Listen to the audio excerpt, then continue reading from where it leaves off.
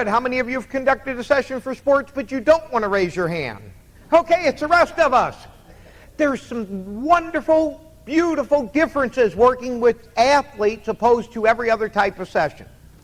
Number one, when I work with a golfer, we work with a tennis player, a swimmer, on and on and on.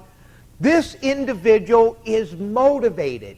I wish I could take the same mindset that I get from an athlete and be able to use that with a weight loss client.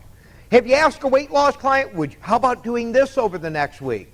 I'm not going to do anything. If you can zap me and make it happen, that's wonderful, but I don't want to put forth any effort. Athletes are the exact opposite because they are keyed in and they're used to, I need to rehearse, I need to work out, I need to plan, and I'm willing to commit to this. The other thing that's wonderful about athletes is you're never going to have a golfer come in and say, well, I don't know if I really want to improve my game. I don't know if I really want this. So these people are 100% motivated. The really fun part about working with athletes, the entire session is totally different. Let's say we want to get somebody motivated. Could you imagine taking a football player, getting him psyched up and motivated, and going, as you listen to the sound of my voice, you are getting motivated. No!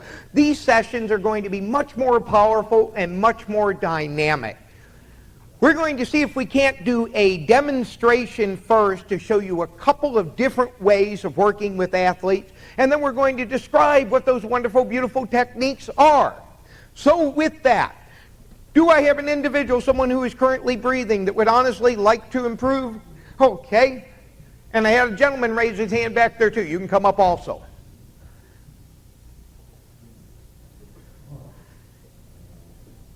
And you can have a seat in our chair. Everybody gets to improve their athletic performance. And what type of athletic performance would you like to improve upon? My tennis game. Your tennis game. Good.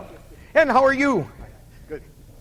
And what type of sport would you like to improve upon? Golf. Golf. Wow, I've never heard of that before. Do you know you could make an entire living just working with golfers? I've had people say, Don, do you play golf? And I tell them, no, I just dress funny. I do like driving the cart, but that doesn't mean that we can't help people. Don't go into this that, oh, I'm not a tennis player, I'm not a golfer, I'm not a basketball player. You can still work with these people and help them. Would you really, truly like to improve your golf game? Is this important to you? Yes. Very, very good. And is there a person in the game of golf that you sure wish I could play like him or her? Sure, Tiger Woods. Tiger Woods. Never heard of the guy either. No. Good. And I presume you'd really like to improve your tennis game as well. Okay, so what we're going to do, although we're going to hypnotize two people at the same time, we're going to do two completely different types of sessions. So what I'd like my two wonderful, beautiful volunteers to do is just close your eyes and get nice and relaxed for a moment. With your eyes closed, I want you to take in a nice, deep, easy breath. Hold it for just a moment and then exhale slowly and easily. Very good. Now as you breathe in deeply and exhale slowly.